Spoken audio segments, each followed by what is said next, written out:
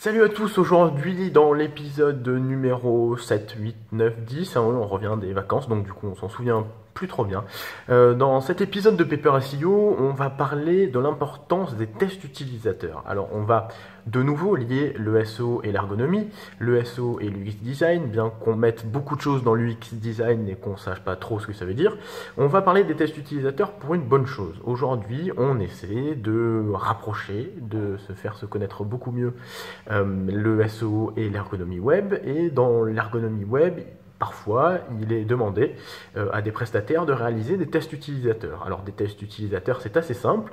Nous prenons votre site, on prend l'existant et nous allons prendre un panel de 10, 15, 20, 30, 40 personnes, selon le temps, selon l'envie, bien évidemment, et selon le nombre de gens que vous allez trouver motivés pour faire ce genre de test.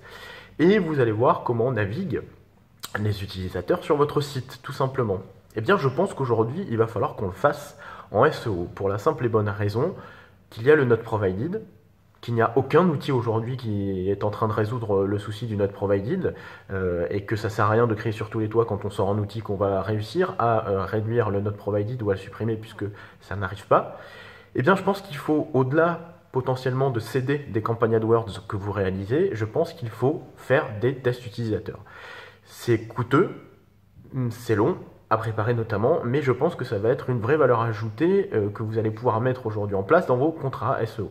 Pour la simple et bonne raison, en fait, que vous allez prendre 10 personnes et qu'au lieu de tester le site dans son utilisation ergonomique, vous allez tester la manière dont recherchent les utilisateurs. On vous met en face d'une problématique. Quelle est votre problématique? Qu'allez-vous chercher pour accéder à mon site? Eh bien, tout simplement, ça va nous permettre d'avoir pour le coup la suppression du Not Provided et de voir exactement quels sont les mots-clés qui sont tapés par les internautes. Une autre petite astuce que je vous donne par rapport au search intent, par rapport à l'intention de recherche, c'est quand vous allez dans une réunion client et que les clients vous disent qu'ils n'ont pas trop d'idées de mots-clés à chercher et à viser quand ils vont faire la prestation SEO. C'est assez simple, vous allez dire une simple phrase: j'aimerais voir votre standardiste s'il vous plaît. Alors la plupart du temps, bien évidemment, les gens regardent du coin de l'œil, un petit peu fumé, je pense, le monsieur. Et donc du coup, vous allez demander à ce que la standardiste soit là. Et c'est la standardiste aujourd'hui, dans votre société, qui reçoit les questions. Quand elle répond au téléphone, elle répond à des questions.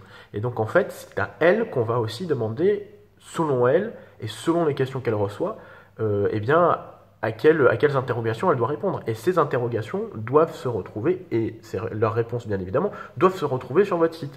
Donc vous voyez, si vous voulez, aujourd'hui, le SEO, pour en revenir au SEO et à l'ergonomie, le SEO et l'ergonomie doivent travailler ensemble sur plein de problématiques qui partent de la recherche vers la création du site et vers la navigation facilitée des utilisateurs, mais vous pouvez également prendre exemple sur des prestations d'ergonomie pour les transformer et les mettre au goût du jour, j'allais dire, pour du référencement.